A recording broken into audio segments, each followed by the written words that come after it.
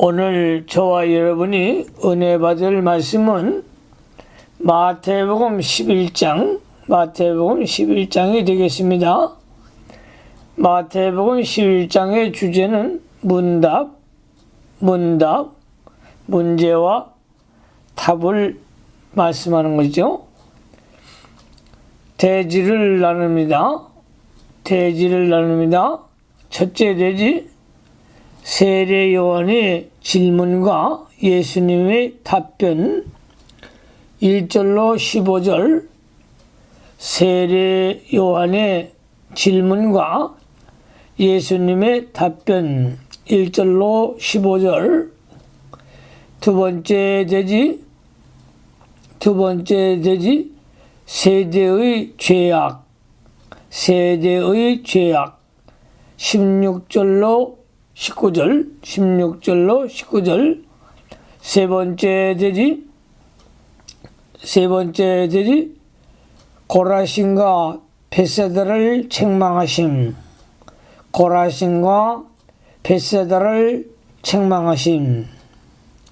20절로 24절.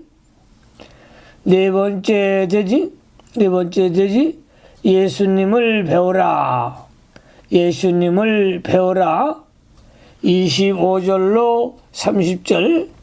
25절로 30절. 본문을 강해합니다. 첫째 대지, 세례 요한의 질문과 예수님의 답변. 11절로 15절. 마태복음 11장 1절 성경을 잘 보시기 바랍니다. 예수께서 12 제자에게 명하시기를 마치시고 이에 저희 동네에서 가르치시며 전도하시려고 거기를 떠나 가시니라. 예수님께서 전도하는 일을 제자에게만 맡기지 아니하시고 친히 여러 동네로 다니시며 전도하시고 가르치셨습니다. 2절로 3절로 갑니다.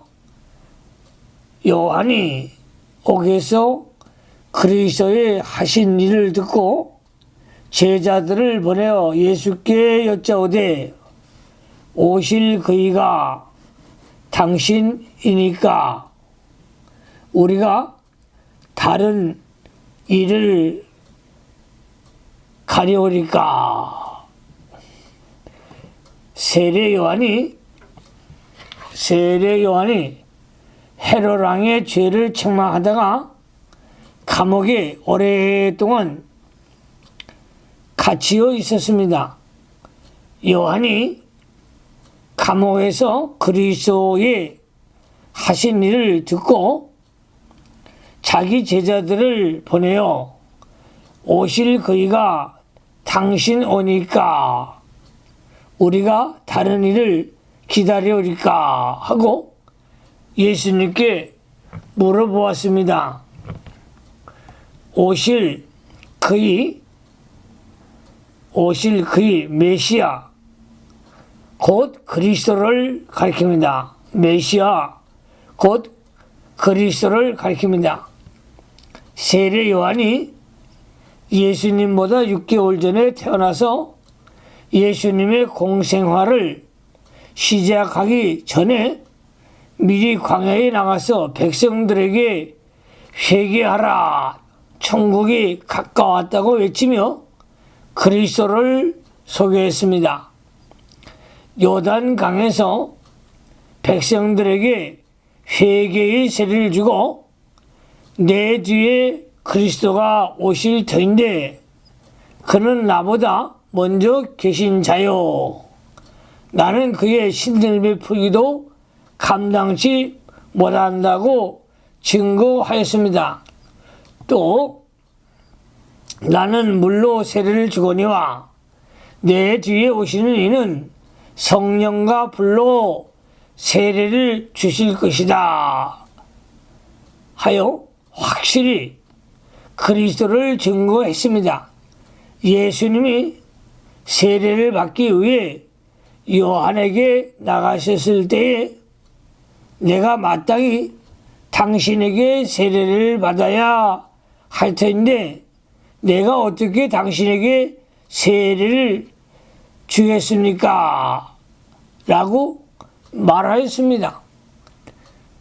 예수님이 세례를 받으시고 물에 올라오실 때에 성령이 비둘기같이 내게 임하는 것을 세례 요한이 실제로 보았고 하늘로서 소리가 있어 이는 내 사랑하는 아들이요 내 기뻐하는 자라 말씀하신 것을 직접 들었습니다.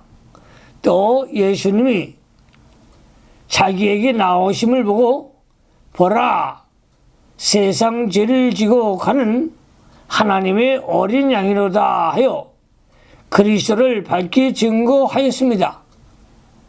예수님은 손에 키를 들고 타작마당을 정결케 하며 알곡은 창고에 들이고 쭉정이는 꺼지지 않는 불에 태우는 심판주이심을 확실히 증거하기도 하였습니다. 그런데 요한이 어째서 오실 그이가 당신 오니까 우리가 다른 사람을 기다릴까 하고 엉뚱한 질문을 했을까? 이것은 세례 요한이 일시적으로 신앙의 잠이 들었기 때문입니다. 신앙의 잠이 들어 그리스도에 대하여 모호한 가운데 빠졌습니다. 세례 요한은 예수님이 심판주이시기 때문에 여호와 같은 헤롯을 당장 심판하시고 세례 요한 자신은 감옥에서 즉시 건지어내 주시며 곧 하나님의 나라를 건설할 것으로 알고 있었던 것과 같습니다. 그러나 세례 요한이 오랫동안 감옥에 갇혀 있어도 예수님은 한 번도 와보지도 않으시고 세상은 여전하였습니다. 그러므로 부자 요한 가운데 고통이 너무 심하여 일시적으로 신앙이 잠들어 예수님이 심판주 되심을 의심하게 된 것입니다. 아무리 좋은 신앙이 좋은 사람도 일시적으로 신앙이 잠드는 수가 때때로 있습니다. 엘리야가 신앙이 좋아서 아하방의 죄를 책망하고 갈멜산에서 바알과 아세라 선지자 850명과 겨루어 기도할 때에 제단에 불이 내려와 하나님이 살아계신 증거를 보여주고 거짓 선지자들을 숙정하였습니다. 또 간절히 기도한 즉 3년 6개월 동안 비가 오지 않았고 다시 기도한 즉 비가 내렸습니다. 이러한 엘리야도 이세벨이 죽이려고 할 때에는 도망을 가다가 로뎀 나무 아래에 쓰러져서 하나님께 죽여달라고 하였습니다. 이것은 엘리야가 신앙이 잠든 상태에 빠진 것입니다. 성군 다윗도 신앙에 잠이 들었을 때에 죄를 범하고 말았습니다. 요나도 신앙에 잠이 들어서 박농글이 말하는 것을 보고 하나님께 죽여달라고 하였습니다. 이와 같이 신앙이 좋은 사람도 일시적으로 신앙이 잠이 들면 믿음으로 나가지 않고 믿음이 없는 말이나 행동을 하기 쉽습니다. 세례 요한이 일시적 신앙이 잠이 들어 실족했기 때문에 예수님께서 누구든지 나를 인하여 실족하지 않는 자는 복이 있도다 라고 말씀하셨습니다. 6절을 참조하시기 바랍니다. 4절로 5절로 갑니다. 예수께서 대답하여 가라사대 너희가 가서 듣고 보는 것을 요한에게 고하되 소경이 보며 앉은 맹이가 걸으며 문둥이가 깨끗함을 받으며 귀머거리가 들으며 죽은 자가 살아나며 가난한 자에게 복음이 전파된다 하라. 예수님께서 요한의 제자들에게 답변하신 말씀은 너희가 여기서 보는 것을 그대로 가서 세례 요한에게 전하라고 하였습니다. 소경이 눈을 뜨고 있는 것, 앉은 맹이가 걷는 것, 가난한 자에게 복음이 전파되는 것이 예수님으로 말미암아 이루어지는 것이니 이것을 요한에게 말해 주라는 것입니다. 이것은 곧 예수님이 그리스도가 되는 증거라는 말입니다. 이와 같이 이적의 외부적인 면만을 본다면 예수님이 그리스도가 되는 증거가 될 수 없습니다. 왜냐하면 외부적인 이적은 그리스도가 아닌 사람들도 많이 행하기 때문입니다. 마태복음 7장 22절에 많은 사람들이 주여 주여 우리가 주의 이름으로 귀신을 쫓아내고 주의 이름으로 많은 권능을 행하였다고 말하였습니다. 그때에 예수님이 나는 너희를 도무지 알지 못하니 불법을 행하는 자들아 내게서 떠나라고 말씀하셨습니다. 그러면 예수님이 행한 이적과 다른 사람들이 행한 이적과는 무슨 차이가 있는가? 예수님의 이적은 먼저 영혼을 살려 일으키고 그 표적으로 앉은 뱅이를 일으켜 주시며 심령의 눈을 뜨게 해주고 그 표적으로 육신의 눈을 뜨게 하여 주십니다. 심령이 죄로 말미암아 썩어진 상태에 있는 것을 깨끗하게 해주시고 그 표적으로서 문둥병자를 깨끗하게 해주십니다.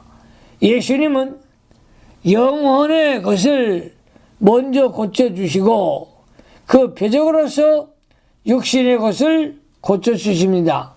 이것이 그리스도가 하시는 이적입니다. 그러나 성령의 역사로 말미암지 않고 외부적으로만 행하는 사람들의 이적은 심령의 것은 고치지 못하고 그저 육신의 병만 고치는 것입니다. 이와 같이 그리스도께서는 근본적으로 우리의 영혼을 살려주시는 것이 주 목적입니다. 죄로 말미암아 영혼이 죽고 심령이 병이 들고 안진병이가 된 것을 예수님이 죄를 깨끗하게 씻어서 완전하게 고쳐주시는 것입니다.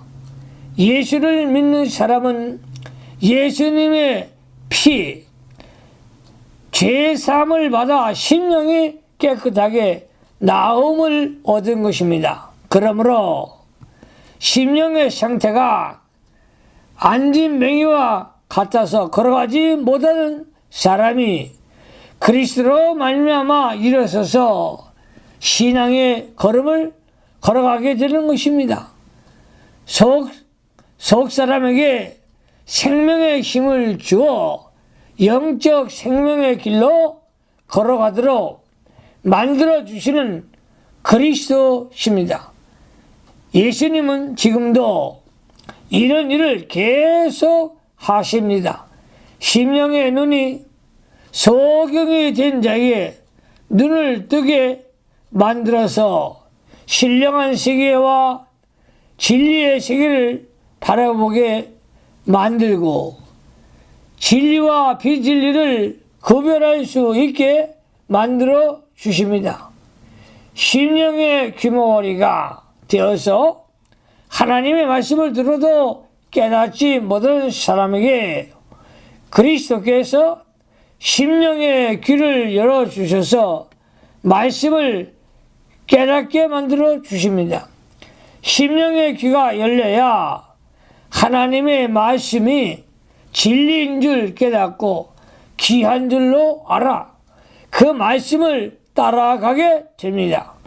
영의 귀가 열려야만 하나님의 말씀이 꿀보다 달고 송이꿀보다 더 단 것을 느끼게 됩니다. 예수님이 우리의 귀를 열어주셔서 하나님의 말씀을 깨닫게 해주셨으니 참으로 감사합니다.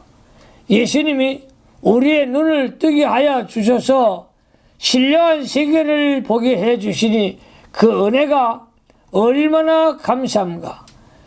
예수님은 죄로 말미암아 죽은 상태에 있는 우리의 심령을 살려서 힘있게 일할 수 있도록 만능을 주시니 얼마나 감사한가.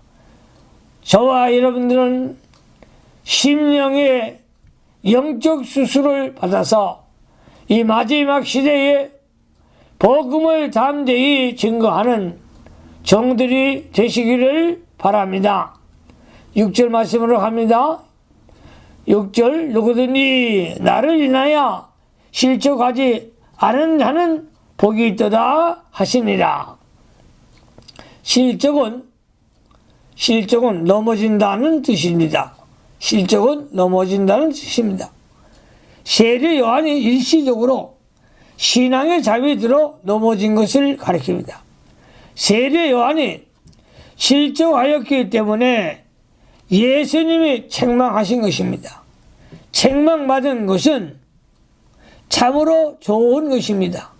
실족한 사람에게 책망해 주는 사람은 참으로 좋은 선생님입니다. 예수님께서 세례 요한을 책망해 준 것은 예수님이 그를 사랑하셨기 때문입니다.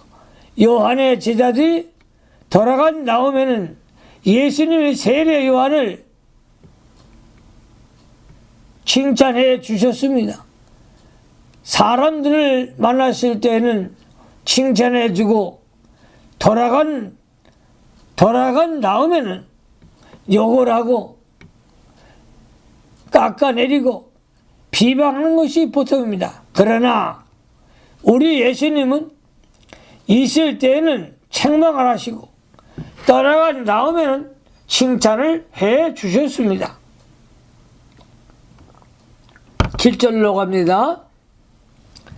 저희가 떠나며 예수께서 무리에게 요한에 대하여 말씀하시되 너희가 무엇을 보려고 광야에 나갔다가 바람에 흔들리는 갈대냐.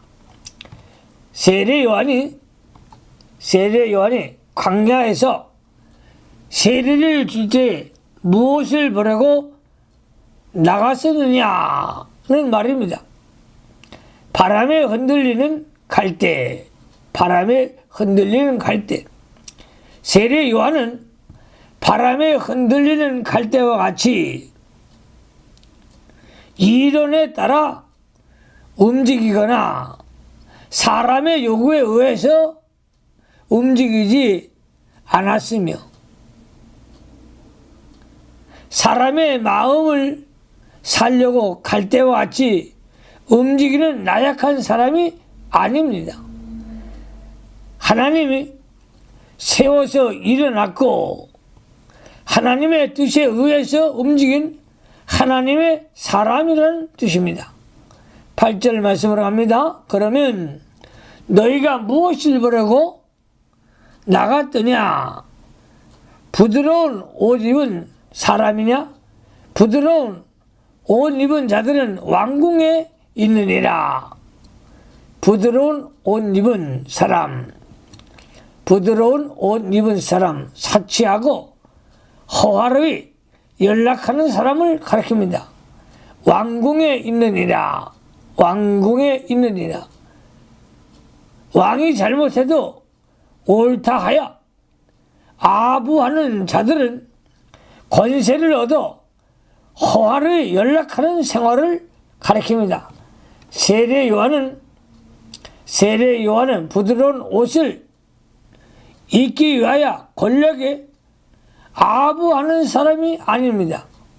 을을 위하여 왕을 면책한 반석과 같이 강직한 사람인데, 세례 요한은 자기를 위하여 이 세상에서 호화스럽게 살려고 하는 사람이 아닙니다. 을을 귀중히 여기고 을을 위해서 생명을 아끼지 않는 사람이 세례 요한입니다. 세례 요한에 대하여 예수님이 가장 바로 알고 가장 바로 인정해 주셨습니다. 예수님을 바로 안 사람은 세례 요한이고, 세례 요한을 바로 안 분은 예수님이십니다. 세례 요한이 요단강에서 나타나서 세례를 줄 때에 많은 사람이 요한을 따라갔으나 감옥에 갇힌 후에는 사람들이 기억 속에 점점 사라지고 있었습니다. 그러나 예수님은 세례 요한에 대하여 바로 알고 증거해 주셨습니다. 세례 요한이 일시적으로 신앙에 잠들어 있었으나 그것 때문에 그가 일생 동안 해놓은 것을 무시하지 않으신 것이 바로 예수님이셨습니다. 아무리 충성을 잘하는 사람도 한 번은 실수가 있을 수 있습니다. 그러나 예수님은 그렇지 않습니다. 일시적으로 사용하고 또 책망해서 버리는 것이 아니라 우리 사람과 달리 우리 예수님은 끝까지 그를 실족하지 않도록 붙잡아 주시고 하나님의 뜻을 성취할 때까지, 하나님의 쓰실 때까지 그를 붙들어 주시는 예수님이십니다. 9절 말씀으로 갑니다. 그러면 너희가 어찌하여 나갔더냐? 선지자를 보러 오더냐? 옳다. 내가 너에게 이르노니 선지자보다 나은 자니라. 세례 요한이 광야에서 외치고 요단강에서 세례를 줄 때에 사람들이 나아간 것은 세례 요한은 선지자로 알았기 때문입니다. 그러나 세례 요한은 선지자보다 나은 자이다. 선지자보다 나은 자이다. 그는 예수님을 직접 세상에 소개했기 때문입니다. 10절 말씀을 합니다. 10절 기록된 바 보라, 내가 내 사자를 내 앞에 보내노니 저가 내 길 내 앞에 예비하리라 하신 것이 이 사람에 대한 말씀이니라. 말라기 3장 1절의 예언대로 세례 요한이 와서 주님의 길을 예비한 것입니다. 사자를 내 앞에 보내노니, 사자를 내 앞에 보내노니, 여기서 사자는 세례 요한을 가리키며 세례 요한을 그리스도보다 앞서 세상에 보내어 그리스도의 길을 예비할 것, 즉 회개시킨 것을 가리킵니다. 말라기 3장 1절과 여기 인용한 말씀이 약간 다른 이유는 성령께서 구약 성경을 더 알기 쉽게 계시해 주신 것 뿐입니다. 성경을 변경시키는 것이 아니고 사람들이 성경을 오해하지 않고 잘 알 수 있도록 다시 계시해 주신 것입니다. 이것을 성경 오류라고 하면 옳지 않습니다. 11절 말씀으로 갑니다. 내가 진실로 너에게 말하노니 여자가 낳은 자 중에 세례 요한보다 큰 이가 일어남이 없도다. 그러나 천국에서는 극히 작은 자라도 저보다 크니라. 여자가 낳은 자 중에 모든 인간은 다 여자가 낳은 사람입니다. 그 가운데 세례 요한이 제일 크다는 말입니다. 예수님이 왜 세례 요한을 제일 크다고 하셨는가? 창세로부터 그때까지 하나님의 계시를 제일 많이 받았기 때문입니다. 다시 말하면 그리스도에 대하여 제일 많이 깨달은 사람이기 때문입니다. 세례 요한은 예수님에 대하여 다음과 같이 깨달았습니다. 세례 요한이 깨달은 말씀은 첫째로 세상 죄를 지고 하는 하나님의 어린 양이로다. 구속주로 알았습니다. 두 번째, 키를 가지고 타작마당을 정결케 하시는 심판주이시다.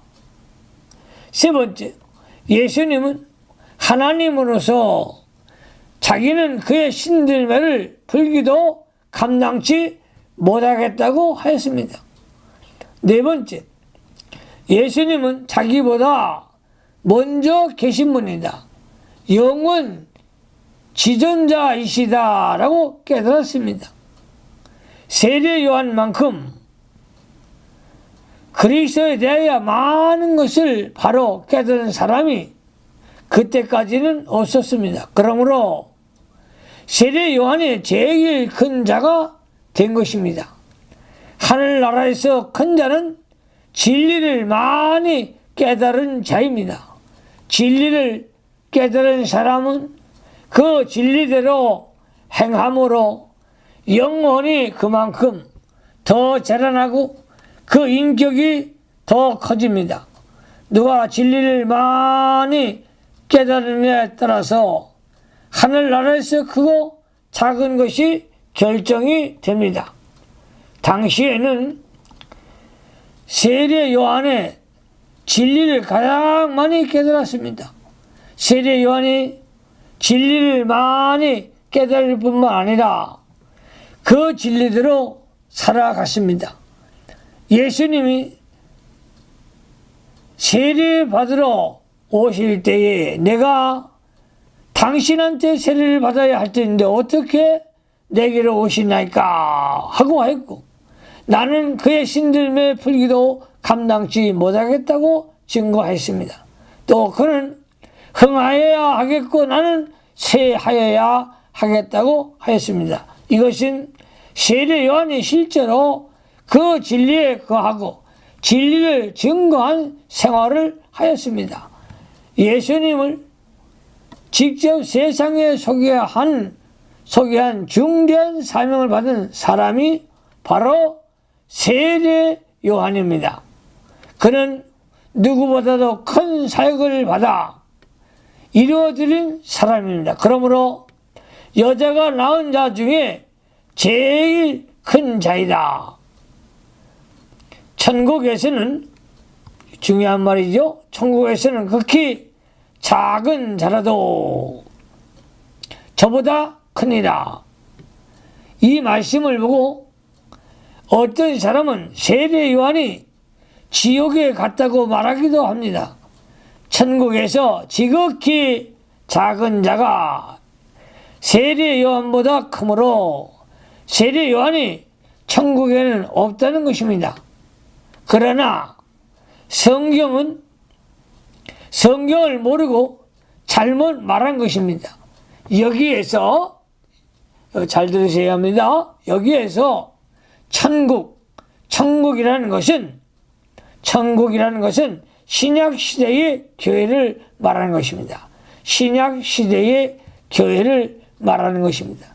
성경에서 천국이라고 할 때 여러 가지 뜻으로 사용하고 있습니다. 즉, 첫째, 마음의 천국. 두 번째, 교회. 세 번째, 천년왕국. 네 번째, 영원한 하늘나라를 천국이라고 말하고 있습니다. 신약 시대의 교회는 지극히 작은 자라도 세례 요한보다 큽니다. 세례 요한은 구약 시대의 마지막 선지자인데, 구약 시대는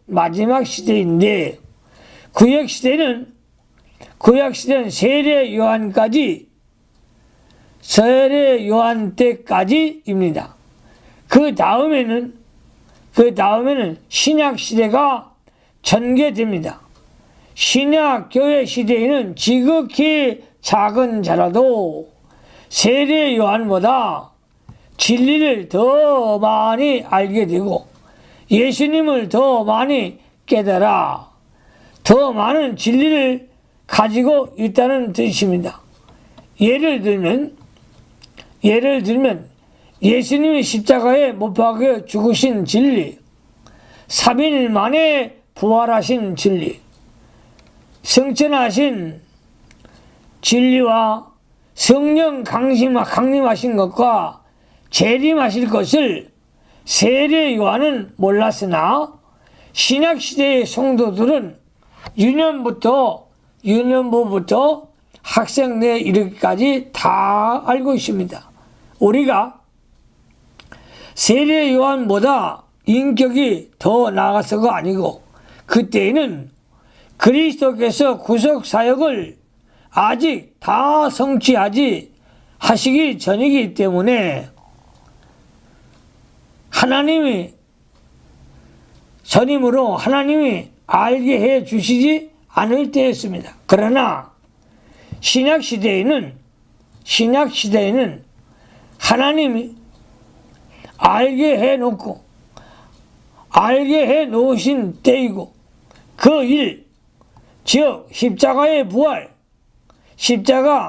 부활, 승천, 성령 강림을 다 이뤄 놓으신 때이므로 누구나 다 알 수 있습니다. 하나님이 알게 하시기 전에 누가 알겠는가? 하나님의 계획은 하나님이 알게 하시지 않으면 알 사람이 없습니다.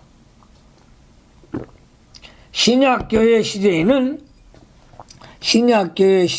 지극히 작은 자라도 세례 요한보다 하나님의 계시를 더 많이 가지고 있습니다. 세례 요한이 구약시대의 사람으로서는 계시를 제일 많이 받은 사람입니다. 아브라함보다도 세례 요한이 더 많이 받았고 엘리야보다도 세례 요한이 더 많이 받았습니다. 그러나 신약시대에는 지극히 작은 성도라도 세례 요한보다 더 많은 진리를 가지고 있어 밝은 빛 가운데로 들어갑니다. 그래야 성령의 역사가 크고 하나님의 역사가 크게 나타납니다. 신약시대의 성도가 일시적으로 볼 때에는 세례 요한보다 못할 수 있으나 진리를 아는 면에 대해서, 깨달은 면에 대해서는 세례 요한보다 낫다는 것입니다. 그래서 우리 모든 성도들은 신령한 영의 사람들이 다 되시기를 주님으로 축원합니다. 12절 말씀으로 갑니다. 12절, 세례 요한 때부터 지금까지 천국은 침노를 당하나니 침노하는 자는 빼앗느니라. 세례 요한의 때까지 구약시대는 끝나고 그 후부터 신약시대가 시작이 됩니다. 천국, 신약시대의 교회, 천국, 신약시대의 교회를 상징합니다. 즉 예수님의 구원운동을 말합니다. 즉 예수님의 구원운동을 말합니다. 이 천국은 세례 요한 때부터 침노를 당하기 시작했습니다. 세례 요한은 원칙적으로 구약시대에 속하지만은 그가 예수님을 증거했으므로 예수님의 구원운동에 어느 정도 참여한 것입니다. 침노를 당하나니 구약 성경에 힘쓰는 자가 빼앗는다고 하였습니다. 누구나 천국에 가기를 소원하고 힘써 예수를 영접하면 천국을 소유할 수 있습니다. 침노하는 자는 빼앗느니라. 힘써 침노하며 들어가면 천국의 모든 것을 소유할 수 있다는 것입니다. 예수 믿는 사람은 다 천국에 가는데 침노하는 자가 빼앗는다는 말은 무슨 뜻인가? 이것은 천국 백성으로서 힘쓰는 자가 더욱 영광스러운 인격을 만들어 천국의 영광과 상을 많이 받게 된다는 뜻입니다. 자기의 인격을 만들어 가진 것만큼 하늘나라에서도 영광과 존귀를 받게 되고 힘쓴 것만큼 인격이 만들어집니다. 그렇기 때문에 빼앗는다는 말은 표현한 것입니다. 신약시대에는 하나님이 많은 계시를 나타내 보여주었으므로 그것을 실제로 사용할 수 없는 사람이 되어야 합니다. 과거에는 몰라서 진리대로 살지 못하였으나 이제는 알게 해 주셨으므로 그것을 사용할 수 있어야 합니다. 하나님의 진리를 지식적으로 아는 데만 그치고 사용하지 못하면 아무 유익이 없습니다. 그러므로 성경을 힘써 배우고 하나님이여 지혜의 은사를 주시옵소서, 말씀을 통달할 수 있는 능력을 달라고 기도하며 성경을 깊이 보는 하나님의 사람들이 되시기를 주님의 이름으로 축원합니다. 13절 말씀으로 합니다. 13절, 모든 선지자와 및 율법에 예언한 것이 요한까지니 모든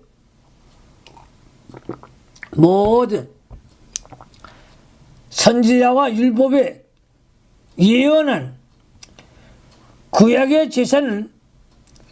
제사는 그림자라서 세례 요한까지 끝났습니다. 히브리서 10장 1절을 참조하시기 바랍니다. 요한 이후부터는 세례 요한 이후부터는 실체 되시는 그리스도가 오셔서 직접 천국을 계시하신 것입니다. 14절 말씀으로 합니다. 14절 만일 너희가 증거받을진대 너희가 즐겨받을진대 오리라 한 엘리야가 곧 이 사람이니라. 오리라 한 엘리야. 오리라 한 엘리야. 말라기 4장 5절로 6절에 보라 여호와의 크고 두려운 날이 이르기 전에 내가 선지 엘리야를 너에게 보내리니 그가 아버지 마음을 자네에게로 돌이키게 하고 자녀들의 마음을 그들의 아버지에게로 돌아오게 하리라고 하였습니다. 예수님께서 세례 요한을 엘리야라고 하신 것은 세례 요한이 엘리야의 심정을 가지고 와서 엘리야의 하는 일을 하였다는 것을 의미합니다. 세례 요한이 엘리야와 같이 사람들을 회개시켜 하나님께 돌리고 사람들 사이에 잘못된 것을 바로 세웠습니다. 세례 요한이 외부적인 면으로 보면 엘리야가 될 수 없으나 그가 하는 일은 엘리야가 하던 바로 그 일을 하였습니다. 15절 말씀으로 합니다. 귀 있는 자는 들을지어다. 귀 있는 자는 들을지어다. 영의 귀가 열린 자라야 하나님의 말씀을 들을 수가 있습니다. 주여 영의 귀를 열어 주시옵소서. 에바다 열려라. 영의 문이 열려지고 말씀을 새김질하는 종들이 되시기를 바랍니다. 큰 두 번째 대지로 갑니다. 두 번째 대지 세대의 죄악 16절로 19절 16절로 17절에 이 세대를 무엇으로 비유할꼬 비유컨대 아이들이 상태에 앉아 제 동물을 불러 가르되 우리가 너희를 향하여 피리를 불어도 너희가 춤추지 않고 우리가 애곡하여도 너희가 가슴을 치지 아니하였다 함과 같도다. 이 세대 사람들은 양심이 마비가 되어 죄를 책망하여도 회개하지 아니하고 큰 은혜를 베풀어 주어도 감사할 줄 모릅니다. 하나님이 자주 책망하여도 양심이 화인 맞은 자와 같아서 회개하지 않는다는 뜻입니다. 우리도 하나님이 책망하실 때에 회개하며 하나님의 은혜를 베풀어 주실 때에 감사하는 신앙을 가져야 합니다. 피리를 불어도 너희가 춤추지 않고 피리를 불어도 너희가 춤추지 않고 예수님이 구원의 복음을 전파하여 주셨으나 감사할 줄 모르고 기뻐할 줄 모른다는 뜻입니다. 예수님이 오셔서 천국 복음을 전파함으로 신랑을 맞은 혼인집과 같은데 그 세대의 사람들은 외면하고 아무 반응이 없다는 뜻입니다. 애곡하여도 너희가 가슴을 치지 아니하였다.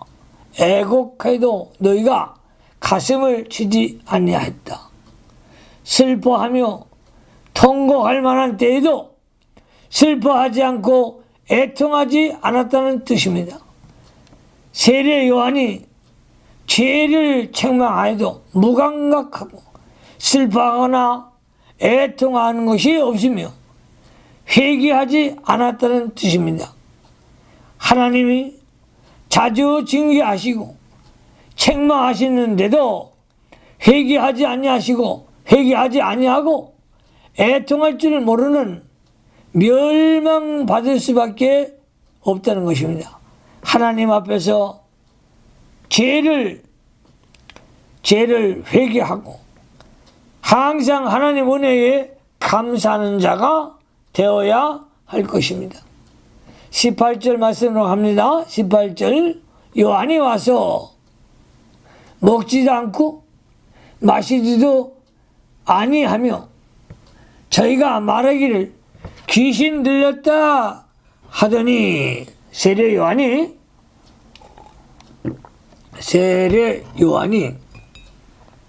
하나님의 보내심을 받아 금욕적인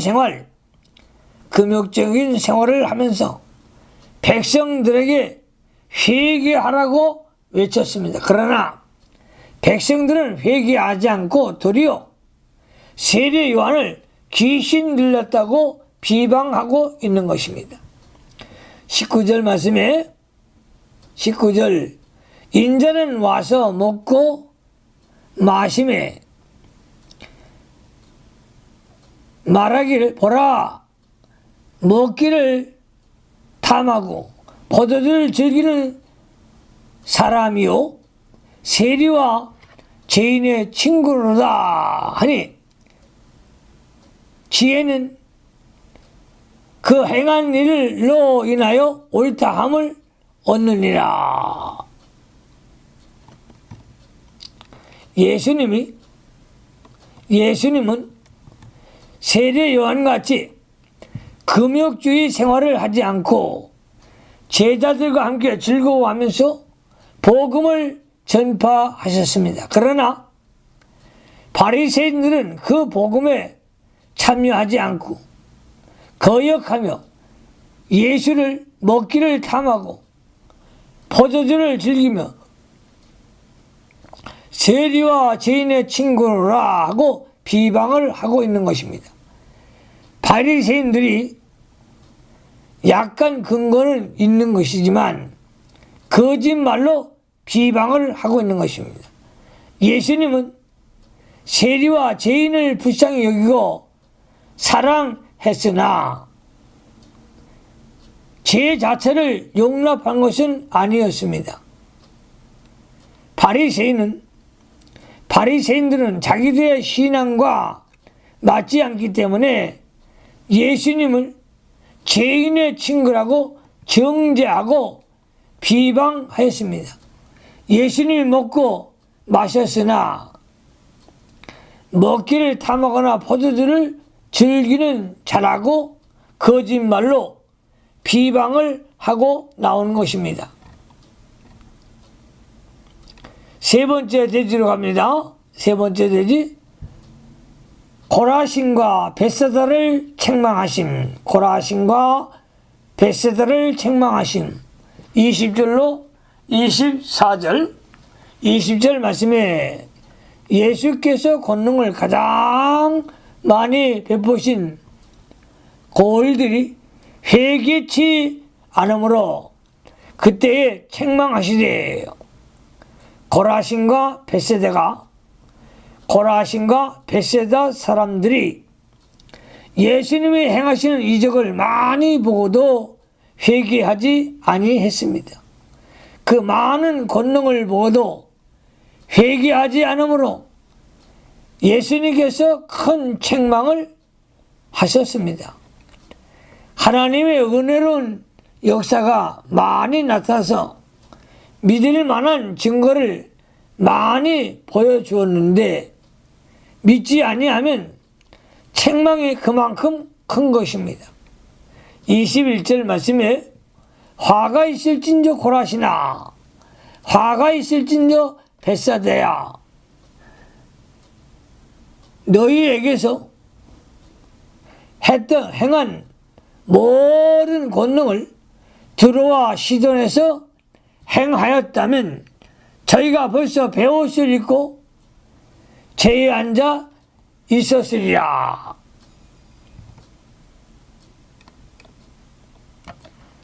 고라신과 벳사는 예수님이 전도하신 본거지인 가버나움에서 가까운 곳입니다. 그러므로 예수님이 전도를 많이 하고 권능도 많이 베푼 지방이었습니다. 그러나 그들이 회개하지 않았습니다. 그러므로 예수님이 그들을 완악함을 보시고 탄식하시며 책망하신 것입니다. 22절로 갑니다. 22절 말씀, 내가 너에게 이르노니 심판날에 두로와 시돈이 너희보다 견디기 쉬우니라. 심판날에 두로와 시돈이 너희보다 견디기 쉬우리라. 하나님의 심판이 임할 것을 말씀하고 있는 것입니다. 두로와 시돈 지방은 우상 숭배하는 자리요 죄악의 뜻입니다. 그러므로 하나님의 심판을 받아 멸망받아야 할 것입니다. 그러므로 우리 예수님께서 고라시나 벳사다야, 하나님 만능을 보고도 끝까지 회개하지 않기 때문에 두로와 시돈보다 더 큰 심판을 받는다고 하나님이 책망하신 것입니다. 23절로 24절 갑니다. 가버나움아, 네가 하늘에까지 높아지겠느냐? 음부에까지 나아가리라. 내게서 행한 모든 권능을 소돔에 행하였다면 그 성에 오늘날까지 있으리라. 내가 너에게 이르노니 심판날에 소돔 땅에 너보다 견디기 쉬우리라 하시더라. 가버나움에 예수님의 집이 있었고 그 지방 사람들에게 예수님이 많은 권능을 베풀어 주셨습니다. 그러나 그들이 회개하지 않고 예수님을 구주로 영접하지 않았습니다. 그들은 예수님이 목수의 아들인 것과 그의 모친과 형제들을 잘 알고 있기 때문에 육신적인 것에 대한 선입감 때문에 믿지 않았습니다. 메시아로 받아들이질 못했습니다. 오늘날까지도 수많은 사람들이 하나님의 권능의 역사를 보고도 믿지 않는 사람들이 많이 있습니다. 그러나 빨리 예수님을 영접하고 구세주로 모셔드리고 너 영적 평안을 누리며 살아가는 종들이 되어야 할 것입니다. 네 번째 대지로 갑니다. 네 번째 대지, 예수님을 배우라. 25절로 30절. 25절 말씀에 그때에 예수께서 대답하여 가라사대 천지의 주제이신 아버지여, 이것을 지혜롭고 슬기 있는 자들에게 숨기시고 어린아이들에게는 나타내심을 감사하나이다. 지혜롭고 슬기 있는 자들에게는 왜 하늘나라의 것을 숨기시겠는가? 하나님께서는 지혜 있는 자들의 생각을 헛것으로 아십니다. 고린도전서 2장 14절을 참조하시기 바랍니다. 그것은 지혜 있는 자들이 자기의 지혜로 하나님과 그 나라를 알지 못하기 때문입니다. 고린도전서 1장 21절을 참조하시기 바랍니다. 지혜 있고 통달하는 자는 자기의 지혜와 자기의 지식을 가지고 하나님을 알려고 하며 섬기려고 하기 때문에 알지 못합니다. 어린아이들에게 나타내 주신다. 어린아이들에게 나타나 주신다. 어린아이들에게 나타난다는 뜻은 어린아이와 같이 겸손하고 말씀을 그대로 잘 믿는 사람에게 복음이 깨달아진다는 것입니다. 그러므로 우리는 어린아이와 같은 사람이 되어야 하나님의 계시를 밝히 깨달을 수가 있습니다. 하나님의 특별 계시는 어린아이와 같이 겸손하여 하나님이 주시는 것을 무조건 그대로 받아들여야 깨달을 수 있습니다. 어린아이의 특성은 첫째, 자기를 부인하고 낮추는 것입니다. 두 번째, 어린아이는 배우기를 힘쓰고 모방을 잘합니다. 셋째로, 어머니를 사모하고 젖을 사모합니다. 이러한 자에게 하나님이 계시의 말씀을 주시는 걸 믿으시기를 바랍니다. 26절로 갑니다. 26절 올소이다. 이렇게 된 것이 아버지 뜻입니다. 지혜 있고 통달한 자는 하나님의 계시의 말씀을 받지 아니하므로 숨겨져 있고, 어린아이는 겸손하여 무엇인가 배우려고 힘을 쓰기 때문에 하나님이 계시를 주신다는 것입니다.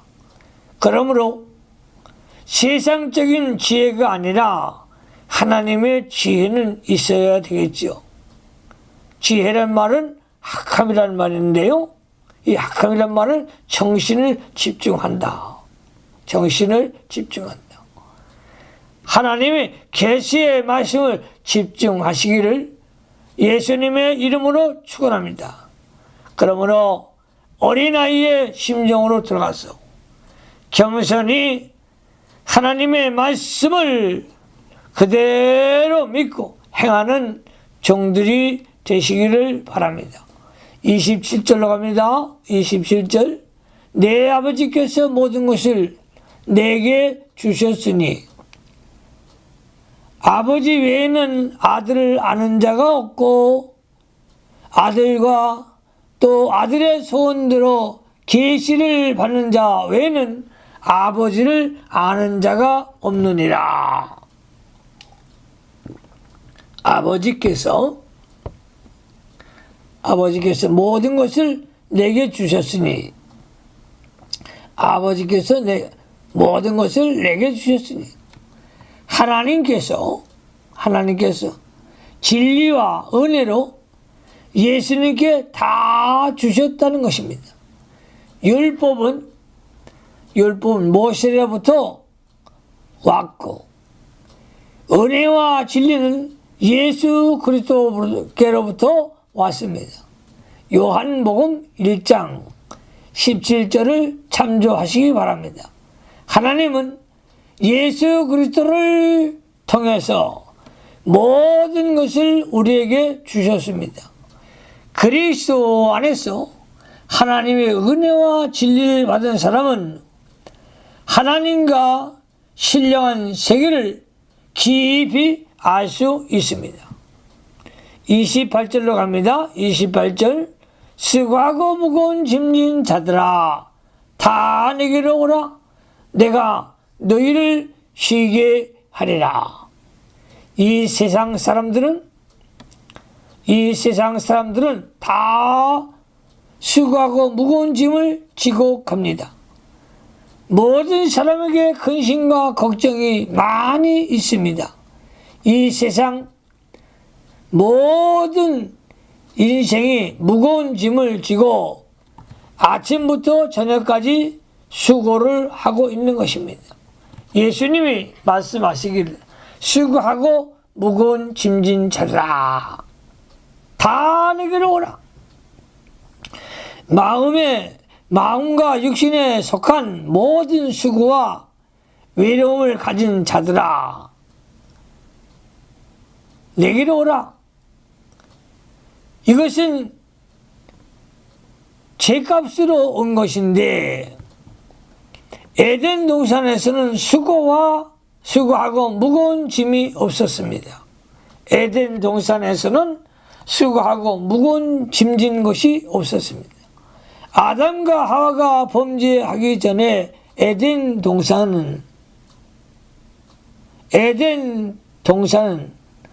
아무 걱정 없이 즐거운 기쁜 생활을 하는 곳이었습니다. 항상 기쁘고 근심이나 걱정이나 병이 없었습니다. 그러나 아담이 범죄하여 에덴 동산에서 쫓겨난 후로는 땅이 저주를 받아 가시와 엉겅퀴를 나게 되고 땀이 흘려 수고하여야 먹고 살고 여자는 해산하여 수고하는 고통이 있습니다. 죄로 말미암아 땅의 저주를 받았기 때문에 땅에서 사는 모든 인생은 수고하여야만 합니다. 에덴 동산을 쫓겨난 인간은 또 마음의 낙원을 다 빼앗겼습니다. 그리하여 마음이 쓸쓸하고 외롭게 되었으며 하나님과의 영적 교통이 끊어져 영원히 죽어 있었습니다. 이 세상은 영적으로나 육적으로나 심리적으로나 저주를 받았으므로 누구나 수고하고 무거운 짐을 지고 이 세상을 살아가고 있습니다. 그러나 예수님은 내게로 오라. 내게로 오라. 내게로 오라는 것은 나를 믿으라는 뜻입니다. 예수님을 믿으라는 뜻입니다. 여러분, 예수님을 마음속에 심령 속에 모셔 들으시기 바랍니다. 그러면 무거운 짐 다 없어질 줄로 믿으시기를 바랍니다.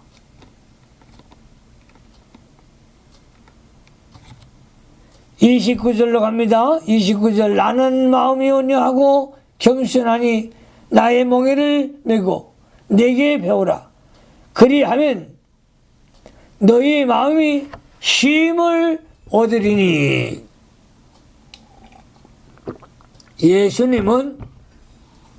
예수님은 성품이 온유하며 하나님의 인도와 주장을 받는 생활을 한 것입니다.